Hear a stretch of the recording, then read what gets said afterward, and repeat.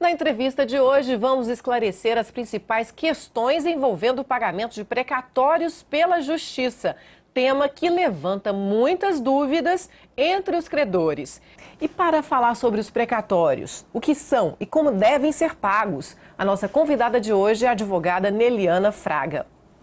Seja bem-vinda novamente à Hora Extra, doutora Neliana. É um prazer estar aqui com vocês mais uma vez, estou sempre à disposição do programa. Ótimo. Doutora Neliana, o que é o precatório e como ele é formado? Muita gente tem dúvidas sobre isso, né? Realmente, o precatório, ele nada mais é que um título expedido a favor de um credor do poder público, sempre que há uma demanda contra município, estado ou união. E, uma vez em que essa pessoa se sagre vitoriosa nesta ação, é expedido, após o trânsito em julgado, o precatório, de modo a viabilizar o recebimento do crédito. E o juiz pode mandar expedir o precatório mesmo no processo em andamento ou tem que ser no trânsito em julgado? Tá? Somente após o trânsito em julgado é que o precatório pode ser expedido, ou seja, uma vez eliminadas todas as possibilidades de recurso. Certo. E quem tem direito a receber o precatório? O precatório, ele é pago àquele que se sagrou vitorioso na demanda contra o poder público, ou ainda, em caso de um eventual falecimento desse favorecido, aos seus sucessores.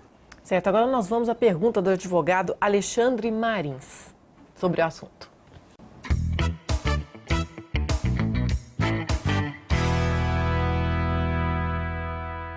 Olá, doutora Neliana. Eu gostaria de saber que quando uma parte entra contra algum órgão público, alguma entidade pública, ele recebe somente por precatório ou tem alguma outra maneira de receber? Doutor Alexandre, há duas maneiras de ser pago esse tipo de crédito. Não necessariamente há que se receber através de precatório. Tudo vai depender do valor do crédito. Há a possibilidade de receber através do que nós chamamos de RPV, requisição de pequeno valor. Isso vai depender do montante que o poder público deverá pagar a esse credor. O valor do RPV, ele varia de acordo com a legislação específica de cada ente. Eu posso citar como exemplo o estado de Goiás. No estado de Goiás, o teto do RPV são 20 salários mínimos. Ou seja, uma vez que o crédito da pessoa se limite a esses 20 salários, ele vai receber de uma forma mais rápida, haja vista que o prazo para pagamento do RPV são 60 dias e não vai haver a necessidade de se aguardar na ordem cronológica de um precatório. E na Justiça do Trabalho, existem execuções que acabam também em precatórios? Sim, existem, porque o poder público ele também mantém alguns trabalhadores sob o regime seletista. Então, a competência é da Justiça do Trabalho para a tramitação da demanda e, ao final, para a consagração dessa execução, para que o credor venha receber o seu crédito, a maneira é através do precatório. E, a depender do valor, pode também ser através de um RPV. Inclusive, no nosso próprio provimento geral consolidado do TRT, há artigo específico em que consta a previsão que na fase de execução, essas execuções em face das pessoas jurídicas de direito público, elas devam ser remetidas ao juízo auxiliar de execução, justamente porque a execução que acaba num precatório, ela exige maiores cuidados, ela exige tramitações específicas. Então, por isso, há essa concentração no nosso juiz auxiliar. Certo. E como é que funciona essa tramitação das ações aqui de execução, né, para recebimento por precatórios aqui na Justiça do Trabalho? É uma execução complexa. Uma vez que houve o trânsito em julgado, que foram cumpridas eventuais obrigações de fazer, o processo é remetido ao juiz auxiliar de execuções para a liquidação, para a apuração da quantia certa. Com os cálculos nos autos, as partes, tanto a parte reclamante quanto a reclamada, o ente devedor, o ente público devedor, terão os seus respectivos prazos legais para as eventuais impugnações. Após o acerto da conta, ao final do julgamento de todos os incidentes, aí sim é expedido esse ofício pelo juiz auxiliar, requisitando o pagamento desta quantia ao Tribunal de Justiça. A demanda não para por aqui. O nosso juiz auxiliar tem esta obrigação de enviar o ofício ao Tribunal de Justiça, que por sua vez tramita todo o procedimento ali até que haja o pagamento em uma conta judicial e ele envia um ofício respondendo à requisição, informando a quitação. Doutora Neliana, em caso de deferimento da preferência, né, do credor que tem mais de 60 anos, ele vai receber todo o seu crédito integralmente? Não, há uma limitação. Quando os pedidos de preferência são deferidos, a pessoa passa a ter o direito de receber 3 vezes o valor do teto do RPV. Vamos dar um exemplo, voltando ao estado de Goiás. Considerando que o RPV do estado, o limite são 20 salários mínimos, em caso de preferência, a pessoa recebe 60 salários mínimos, que são 3 vezes. O restante do valor, ele aguarda normalmente na ordem cronológica. Doutora Neliana, quem tem crédito maior do que os 20 salários mínimos, né, para pagamento por RPV, pode abrir mão do crédito excedente e receber pela requisição de pequeno valor? Sim, esse teto dos 20 salários mínimos, apenas relembrando que é em relação ao estado de Goiás, né? Cada ente público possui a sua norma própria relacionada a isso. Mas nesse exemplo aí que nós estamos tratando, sim, se a pessoa possui um valor acima do teto estipulado, ela pode, através do peticionamento ao juízo, informar que tem interesse a renunciar o valor que ultrapassa o teto, de modo a receber através do RPV. O que muitas vezes é vantajoso pelo prazo, num prazo de 2 meses, o ente público necessariamente deve realizar esse pagamento sob pena até de sequestro em seus ativos bancários para satisfação do mesmo. Muito interessante isso. E em quais situações a pessoa tem direito à preferência? Quais credores são preferenciais? Nos termos do artigo 100 da Constituição, nós temos a possibilidade para aqueles maiores de 60 anos e os portadores de doenças graves. As doenças graves são aquelas definidas em lei.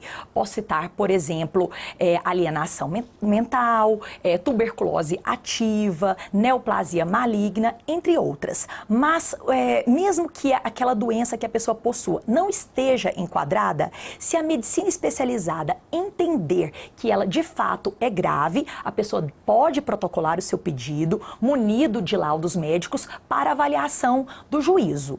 E houve também uma alteração nesse artigo, colocando mais uma modalidade de preferência, que são para as pessoas com deficiência física. Tá certo. Dona Eliana, a gente falou no bloco anterior sobre o juiz auxiliar da execução aqui no TRT 18. Qual a importância desse órgão na reunião dessas execuções, né? E nessa condução dos processos pagos por meio de precatório? Olha, o juízo auxiliar de execução, ele é uma vara vital para o nosso tribunal, porque a fase mais importante num processo trabalhista para o credor é naquele momento que ele recebe o seu crédito. É apenas naquele momento que ele está com aquele valor garantido é que ele sente que de fato a justiça ali se realizou. Ele vê consagrado o seu direito. E o juiz auxiliar, ele está ali justamente para viabilizar esses pagamentos. O trabalho realizado naquele juízo é de extrema complexidade, justamente por se tratar das execuções mais complexas da Justiça do Trabalho, entre elas aquelas contra os entes públicos, porque há uma série de regramentos a serem observados, são execuções demoradas, há uma série de atualizações de cálculo que ocorrem no decorrer da execução justamente pela demora, há que se observar se houve algum pagamento, por exemplo, preferencial dentro deste processo e há que se fazer as deduções. Então, são muitos detalhes, além da quantidade excessiva de alvarás que são expedidos ali por dia. Então, é uma vara vital, onde o trabalho é extremamente complexo, mas que, felizmente, aqui no nosso TRT nós estamos muito bem servidos. Ok, e agora nós vamos para a pergunta da advogada Yara Milhomem. Vamos lá.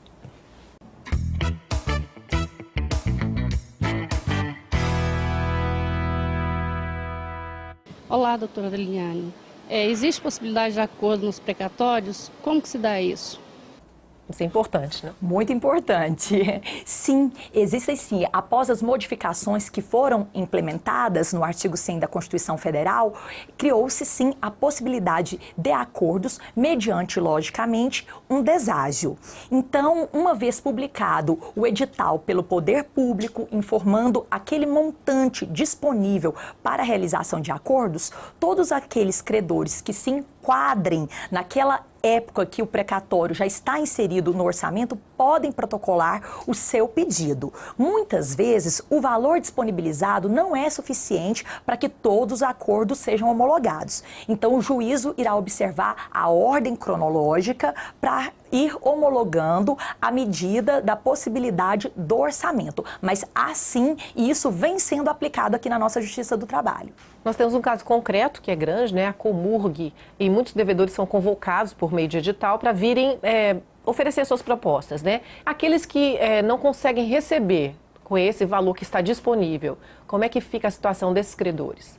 Na verdade, esses editais, eles vêm sendo publicados geralmente anualmente. Então, se o trabalhador fez essa primeira tentativa, ajuizou a sua intenção no acordo e o valor não foi suficiente, assim que novo edital for publicado, ele pode apresentar um novo pedido.